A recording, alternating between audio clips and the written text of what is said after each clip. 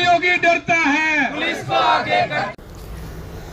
नई दिल्ली गौतम बुद्ध नगर के किसानों पर किए जा रहे दमन, शोषण, उत्पीड़न एवं गिरफ्तारी के विरोध में आज सीटू दिल्ली एनसीआर राज्य कमेटी की पहल पर जनवादी महिला समिति SFI-DYFI किसान सभा व सीटू के कार्यकर्ताओं ने योगी सरकार किसान दमन करना बंद करो, किसानों को विकसित 10% प्लॉट देना होगा, नए भूमि अधिग्रहण कानून का लाभ किसानों को देना पड़ेगा, गिरफ्तार किए गए किसानों को तुरंत रिहा करो आदि नारों के साथ जंतर मंतर नई दिल्ली पर धरना प्रदर्शन कर प्रधानमंत्री को संबोधित ज्ञापन दिया, जिसमें मांग की गई कि गिरफ्तार किए गए और जेल भेजे सभी लोगों को फौरन बिना किसी शर्त रिहा किया जाए और नेताओं से बातचीत करके समस्याओं का समाधान किया जाए। वादा किए गए 10% विकास भूखंड की वापसी की जाए, विस्थापित किसानों को सर्किल रेट का 4 गुना के बराबर मुआवजा दिया जाए और प्रभावित क्षेत्र के भूमिहीन लोगों को मुआवजा, आवासीय प्लॉट दिया जाए आदि मांगे की गई है। प्रदर्शन को संबोधित करते हुए किसान सभा के राष्ट्रीय वित्त सचिव कृष्णा प्रसाद, जनवादी महिला समिति के नेता मैमूना मौला, आशा शर्मा, चंदा बेगम, जनवादी नौजवान सभा के नेता अमन, स्टूडेंट फेडरेशन ऑफ इंडिया के नेता अंकित, सीटू नेता अनुराग सक्सेना, वीरेंद्र गौड़, गंगेश्वर दत्त शर्मा, रामसागर, राम स्वारथ, पीवी अनियन, सुनंद, ईश्वर त्यागी, हरपाल त्यागी, जेपी शुक्ला आदि ने संबोधित करते हुए उत्तर प्रदेश सरकार द्वारा जबरन अधिग्रहण से पीड़ित प्रदर्शनकारी किसानों को गिरफ्तार करने के लिए यूपी पुलिस की कड़ी निंदा की और उत्तर प्रदेश सरकार से डराने धमकाने की कार्रवाई बंद कर किसानों की मांगों, समस्याओं का उचित समाधान करने का अनुरोध किया। साथ ही चेतावनी देते हुए कहा कि गौतम बुद्ध नगर का किसान अकेला नहीं है, मजदूर, छात्र, महिलाएं, युवा किसान की हक अधिकार की लड़ाई में उनके साथ हैं और हम जंतर मंतर पर प्रदर्शन के माध्यम से केंद्र व प्रदेश सरकार को आगाह करना चाहते हैं कि यदि दमन बंद नहीं किया तो पूरे देश में इस मुद्दे पर विरोध कार्रवाई तेज की जाएगी। धरना प्रदर्शन की अध्यक्षता सीटू जिलाध्यक्ष एनसीआर राज्य अध्यक्ष कॉमरेड वीरेंद्र गौड़ ने किया। एबीसी क्राइम न्यूज पर संवाददाता तेजवीर सिंह सागर की रिपोर्ट। और जो हाई पावर कमेटी बनी थी उसमें जो मांगे सरकार ने नहीं मानी, उसको लेकर के 25 तारीख से दोबारा किसान बैठे थे। यही बात है ना गंगेश्वर? अभी जब किसान संगठित होकर के आप हम इमेजिन नहीं कर सकते, जो किसान नहीं रहा या जिसके पास में जमीन नहीं है वो इस बात को सोच नहीं सकता है। सुनन बात करना गुलाम है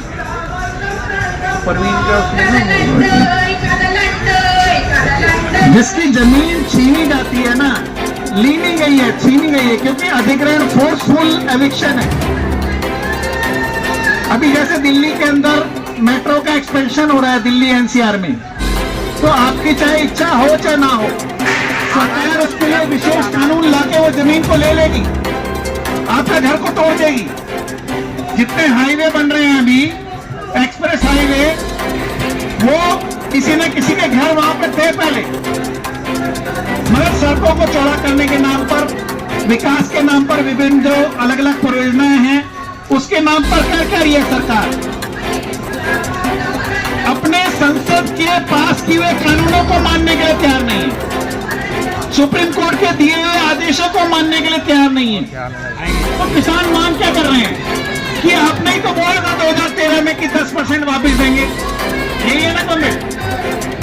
तो अगर किसान अपनी मांग को रख रहे हैं, मांग भी नहीं है, बेसिकली ये है कि आपने वो कानून बना दिया, उसको लागू करो। उस कानून को जो संसद से, विधानसभा से यूपी के पास है, सुप्रीम कोर्ट का निर्देश है कि बिना रिहैबिलिटेट किए, बिना वैकल्पिक स्थान दिए या जो भी आपकी योजना है, बिना वो किए आप किसान को बेदखल नहीं करोगे। सरकार उनको जबरदस्ती बेदखल कर रही है। साफ तौर पे पूंजी से टकराव है। जैसे मजदूर कारखानों के अंदर लड़ता है, उसी प्रकार से किसान सीधा सीधा पूंजी से टकरा रहे हैं कॉमरेड। इसीलिए कॉमरेड केपी ने बोला कि वर्गीय लड़ाई है। और 11 लोग तो शहीद बता रहे, कितने लोगों ने दमन झेला होगा। तो अपने ही एक आजाद मुल्क के अंदर यहाँ का जो किसान कौन होता है? किसान है जो हमें भूख से आजादी दिला रहा है। हमारा दिन भर का हमारा शरीर चलता रहे, हमारे बच्चे जिंदा रहे, अपने परिवार के सदस्य जिंदा रहे, इसके अंदर किसान की एक ऐसी भूमिका है जो और कोई निभा नहीं सकता है। उसके समाज के अंदर योगदान को सरकार नकारती है और ये साफ तौर पे केंद्र सरकार के दृष्टिकोण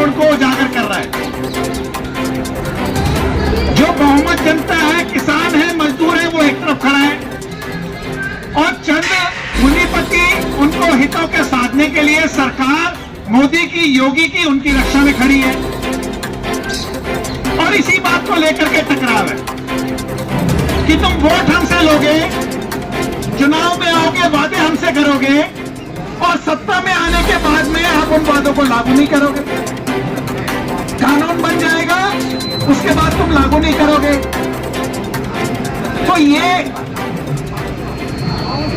जो बुनियादी कानून बने हैं, जो अधिकार है इंसान का अपनी जमीन के ऊपर, जो मानवीय अधिकार है एक प्रकार से, ये उसका उल्लंघन कर रही है योगी सरकार और मोदी सरकार, मानवीय अधिकारों का।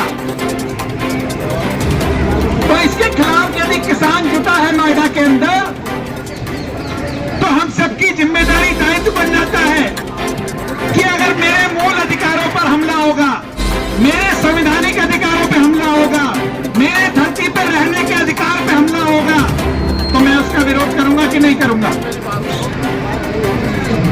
इसीलिए हम ये मानते हैं कि किसानों की लड़ाई केवल किसानों की नहीं है, हम सबकी है। कहते हैं ना, एक पे हमला सब पे हमला। तो सरकार तो चुन चुन के हमारे बीच में दीवार खड़ी करके हमें बांटना चाहती है। ये किसान है, ये मजदूर है, ये महिला है, ये नौजवान है, छात्र है।